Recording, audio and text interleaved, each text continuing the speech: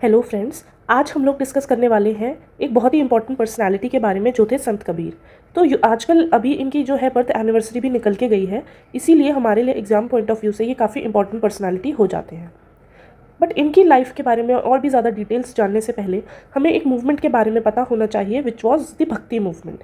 तो ये जो भक्ति मूवमेंट थी ये शुरू तो साउथ इंडिया में 7th सेंचुरी में हुई थी, जहाँ पर कि अलवर्स और नयनार्स जो थे दो टाइप ऑफ फॉलोअर्स हुआ करते थे जिन्होंने इस मूवमेंट की शुरुआत की थी। और ये जो शुरुआत हुई थी ये हुई थी साउथ इंडिया में, और ये कब हुई थी? 7th सेंचुरी में हुई थी, जहाँ पर कि अलवर्स जो थे वो लॉर्ड विष्णु के भक्त थे और नयनार्स जो थे वो लॉर्ड शिवा के भक्त थे। तो हमें जब 7th सेंचुरी थी उस टाइम पर इस मूवमेंट की शुरुआत हुई थी, और उसके बाद जब 12th सेंचुरी आते आते तक ये जो मूवमेंट थी ये नॉर्थ इंडिया तक फैल गई, जहाँ पर हमें संत कबीर, रविदास और मीराबाई जैसे महान भक्त भी मिले। तो अगर भक्ति मूवमेंट की क्लासिफिकेशन की बात करें, इसको हम एक अलग से एक सेपरेट वीडियो में भी डिस्कस करेंगे, लेकिन अगर हम इसको मोटे मोटे तौर पर देखें तो इसमें दो काइंड ऑफ फॉलोअर्स को हमने देखा है। एक थे सगुना सेक्ट था और एक था निर्गुणा सेक्ट। जो सगुना सेक्ट होता है इसका मतलब क्या है? गुण। इसका मतलब है कि ये भगवान यानी कि एट्रीब्यूट्स में मानते थे, यानी कि ये एक फॉर्म में मानते थे भगवान जी की। जैसे कि अलवर्स जो थे वो विष्णु जी को मानते थे, नयनार्स जो थे वो शिव जी को मानते थे। तो इनकी नज़रों में भगवान का एक फॉर्म एग्जिस्ट करता था। लेकिन जो निर्गुणा सेक्ट था वो गुणों में नहीं, मतलब इसका क्या मतलब हुआ कि ये विदाउट एट्रीब्यूट्स। इनके अकॉर्डिंग जो भगवान थे वो फॉर्मलेस थे, यानी कि उनका कोई फॉर्म नहीं था। तो इसी सेक्ट से बिलोंग करते थे संत कबीरदास। तो चलिए अब और भी ज़्यादा डिटेल में डिस्कस करते हैं कि ये संत कबीरदास कौन थे और इन्होंने कैसे कंट्रीब्यूट किया भक्ति मूवमेंट में।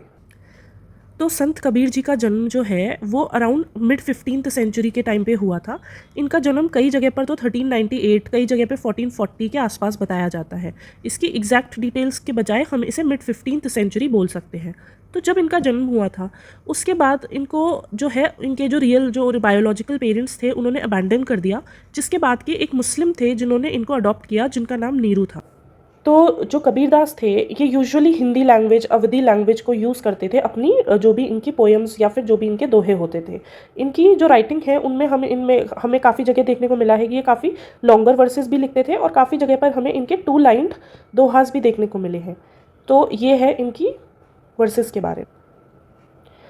जो कबीरदास थे इनकी राइटिंग्स को हमने ये देखा है कि जैसे कि कबीर ग्रंथावली, अनुराग सागर, बीजक। ये जो बीजक है एक्चुअली हुआ क्या था कि जब कबीरदास की डेथ हो गई थी तो जो भी इनके फॉलोअर्स हुआ करते थे उन्होंने एक ग्रुप फॉर्म किया जिसे कबीर पंथीज़ बोला जाने लगा, और इन्हीं कबीर पंथीज़ ने कबीर के सारे आइडियाज़ को एक बुक के फॉर्म में कन्वर्ट किया जिसका नाम उन्होंने बीजक रखा था। इनकी जो वर्सेस हैं कबीरदास की वो हमें सिखिज़्म के स्क्रिप्चर्स में, गुरु ग्रंथ साहिब में भी देखने को मिली हैं।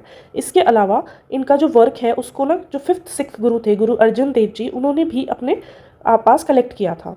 और कबीर के दोहे जो हैं इनके बारे में तो हम सब जानते ही हैं।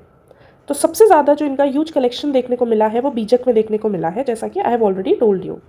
तो जो बीजक है वो इनकी एक ऐसी बुक है जो इनके फॉलोअर्स ने बाद में बनाई थी। अब बात करते हैं कि इनकी जो फिलॉसफी थी वो किस चीज़ पर बेस्ड थी। मतलब कबीरदास का मानना था कि कभी भी अगर हमें मोक्ष की प्राप्ति चाहिए तो उसके लिए हमें भक्ति मार्ग पर जाना होगा। इससे पहले की एक फ़िलॉसफ़ी है जो शंकराचार्य जी ने दी थी जिसका नाम था अद्वैत फ़िलॉसफ़ी। जो कबीर थे उनकी फ़िलॉसफ़ी भी कुछ अद्वैत फ़िलॉसफ़ी से ही बिलोंग करती थी। तो ये अद्वैत फ़िलॉसफ़ी क्या होता है? अद्वैत, इसको अगर हम वर्ड को तोड़ें तो ये क्या है? अद्वैत यानी कि विच इज़ नॉट टू। ठीक है, अद्वैत, द्वैत मतलब दो, मीन्स जो नहीं है, तो यानी कि दो नहीं है। तो इसका क्या मतलब हुआ कि भगवान जो है वो एक है।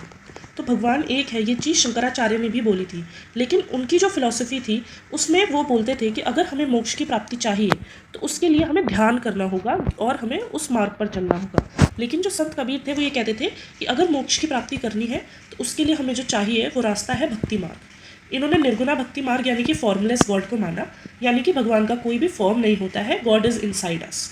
ठीक है, ये इनकी मेन फिलॉसफी है। तो आज के लिए इतना ही। Thank you so much. अगर आपको मेरी वीडियो अच्छी लगे तो you can do subscribe to my channel. Thank you so much.